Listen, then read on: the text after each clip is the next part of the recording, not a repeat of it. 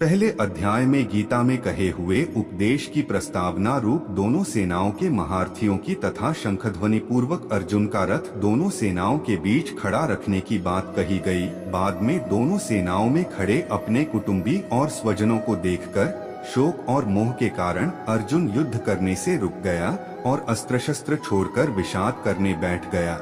यह बात कहकर उस अध्याय की समाप्ति की। बाद में भगवान श्री कृष्ण ने उन्हें किस प्रकार फिर से युद्ध के लिए तैयार किया, यह सब बताना आवश्यक होने से संजय अर्जुन की स्थिति का वर्णन करते हुए दूसरा अध्याय प्रारंभ करता है। अथ द्वितीयोऽध्यायः। संजय उवाच तं तथा करिपयाविष्टमश्रुपूर्णाकुलेक्षणम् विषीदन्तमिदं वाक्यमुवाच मधुसूदनः।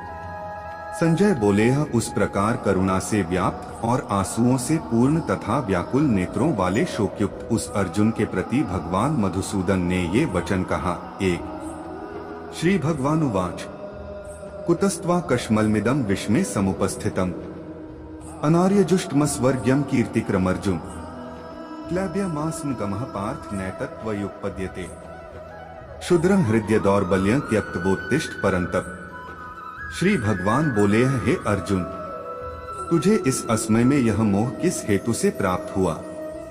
क्योंकि न तो यह श्रेष्ठ पुरुषों द्वारा आचरित है, न स्वर्ग को देने वाला है और न कीर्ति को करने वाला ही है। इसलिए हे अर्जुन, नपुंसकता को मत प्राप्त हो, तुझ में यह उचित नहीं जान पड़ती। हे परंतप, हृदय की तुच्छ दुर्बलता को त्याग कर युद्ध के लिए खड़ा हो जा। अर्जुन उवाच कथं भीष्मं संख्ये द्रोणं च मधुसूदन इषुभ्यः प्रतियोत्स्यामि पूजार्हावरिसूदन। अर्जुन बोले, हे मधुसूदन, मैं रणभूमि में किस प्रकार बाणों से भीष्म पितामह और द्रोणाचार्य के विरुद्ध लड़ूंगा, क्योंकि हे अरिसूदन, वे दोनों ही पूजनीय हैं। गुरुन् हत्वा ही महानुभावा इच्छ्रेयो भोक्तुं भैक्ष्यं पीहलोके हत्वार्थ कामास्तु गुरुनि है भुंजीय भोगान रुधिर प्रदिग्धान। इसलिए इन महानुभाव गुरुजनों को न मारकर मैं इस लोक में भिक्षा का अन्न भी खाना कल्याणकारक समझता हूँ, क्योंकि गुरुजनों को मारकर भी इस लोक में रुधिर से सने हुए अर्थ और कामरूप भोगों को ही तो भोगूंगा। न चैतद विद्मः कतर्नो गरियो यद्वा जयेम यदि वानो जयेयुः यानेव हत्वा न जिजीविषाम स्थिताः प्रमुखे धार्तराष्ट्राः। हम यह भी नहीं जानते कि हमारे लिए युद्ध करना और न करना इन दोनों में से कौन सा श्रेष्ठ है, अथवा यह भी नहीं जानते कि उन्हें हम जीतेंगे या हमको वे जीतेंगे, और जिनको मारकर हम जीना भी नहीं चाहते, वे ही हमारे आत्मीय धृतराष्ट्र के पुत्र हमारे मुकाबले में खड़े हैं। कार्पन्दोषोपहत स्वभावः पृच्छामि त्वा धर्म सम्मूर्छेताः यच्छ्रेयः स्यान्निश्चितं ब्रूहि तन्मे शिष्यस्तेह शाधि मा त्वा प्रपन्नम। इसलिए कायरता रूप दोष से उपहत हुए स्वभाव वाला तथा धर्म के विषय में मोहित चित्त हुआ मैं आपसे पूछता हूँ कि जो साधन निश्चित कल्याणकारक हो वह मेरे लिए कहिए, क्योंकि मैं आपका शिष्य हूँ। इसलिए आपके शरण हुए मुझको शिक्षा दीजिए। न ही प्रपश्यामि ममाप्नुद्या द्यक्षोपमुच्छोषणमिन्द्रियाणाम् अवाप्य भूमावस्पत्नमृद्धन् राज्य सुराणाम्पि चाधिपत्यम। क्योंकि भूमि में निष्कंटक धन धान्य संपन्न राज्य को और देवताओं के स्वामीपने को प्राप्त होकर भी मैं उस उपाय को नहीं देखता हूँ जो मेरी इंद्रियों को सुखाने वाले शोक को दूर कर सके। संजय उवाच एवमुक्त्वा हृषिकेशं गुडाकेशः परन्तप न योत्स्य इति गोविंद मुक्त्वा तूष्णी बभूव। संजय बोले, हे राजन, निद्रा को जीतने वाले अर्जुन अंतर्यामी श्री कृष्ण महाराज के प्रति इस प्रकार कहकर फिर श्री गोविंद भगवान से युद्ध नहीं करूंगा यह स्पष्ट कहकर चुप हो गए। तमुवाच ऋषिकेशः प्रहसन्नित भारत सैन्योरुभयोर्मध्ये विषीदन्तमिदं वचः।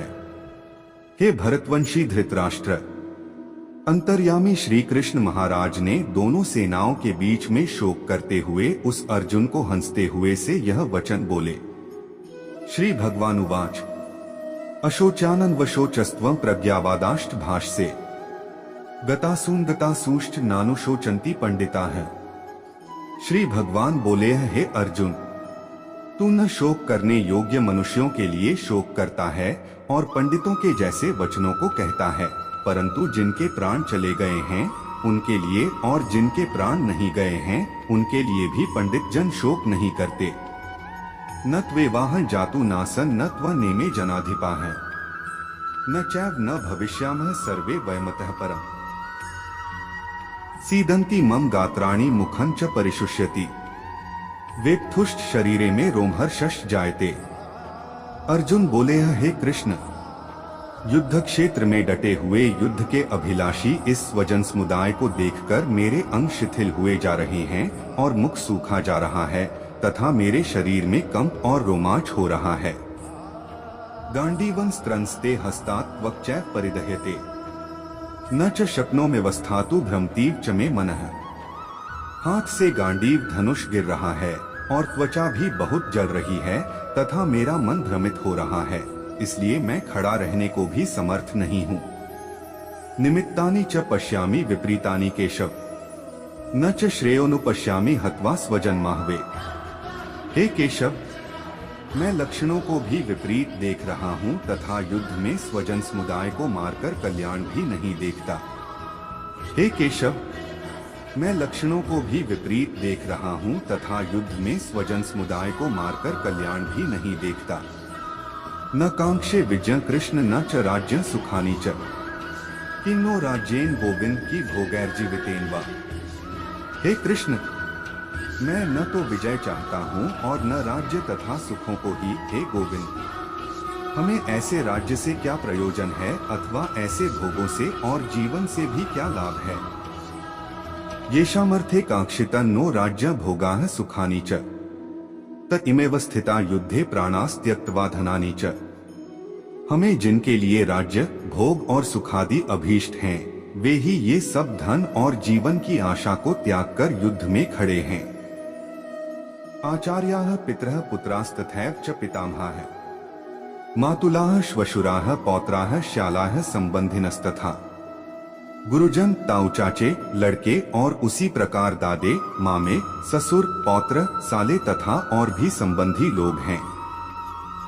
एतान्न हन्तुमिच्छामि घ्नतोपि मधुसूदन, अपि त्रैलोक्य राज्यस्य हेतोः किन्नु महि कृते। हे मधुसूदन, मुझे मारने पर भी अथवा तीनों लोकों के राज्य के लिए भी मैं इन सबको मारना नहीं चाहता, फिर पृथ्वी के लिए तो कहना ही क्या।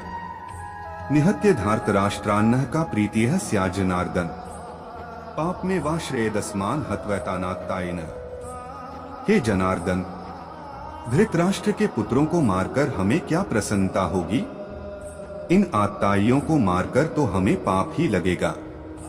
तस्मान्नार्हा वयं हन्तु धार्तराष्ट्रान् स्वबान्धवान्, स्वजनम ही कथा हत्वा सुखिनः स्याम माधव।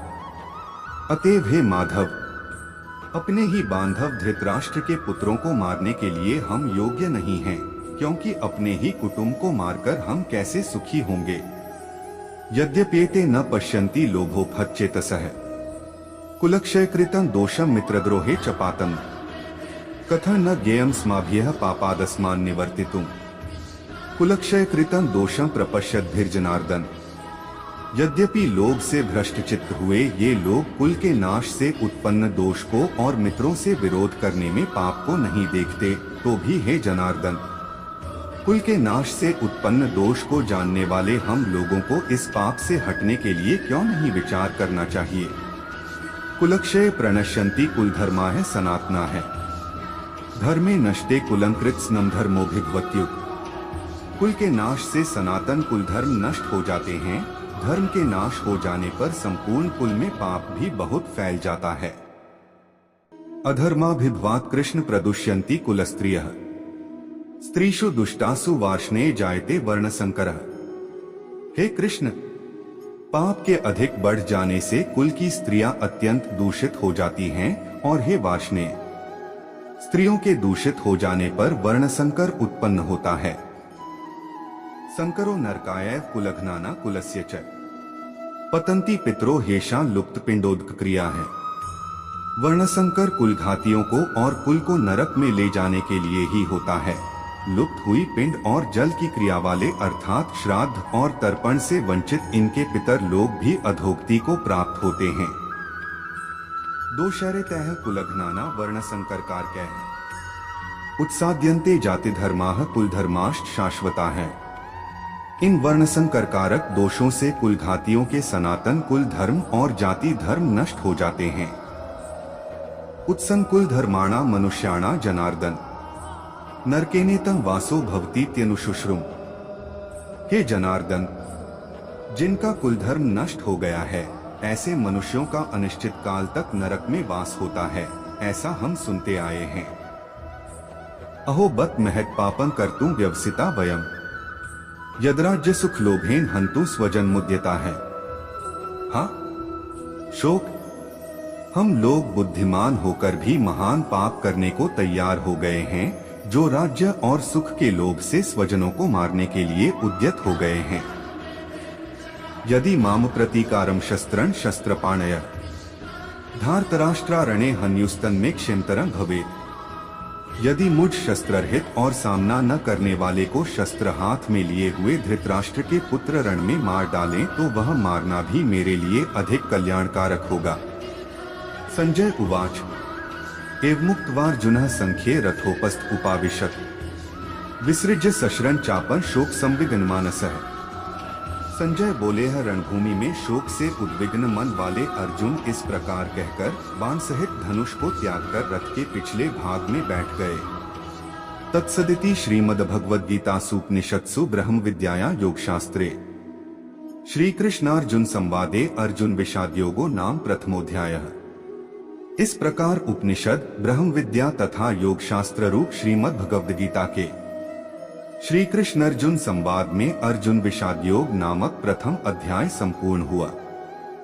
रुकिए, जो भी भक्त इस वीडियो को देख रहे हैं वह इस चैनल को जरूर सब्सक्राइब कर लीजिए। हमारी कृपा आप पर बनी रहेगी और आपका मनोकामना जरूर पूर्ण होगा।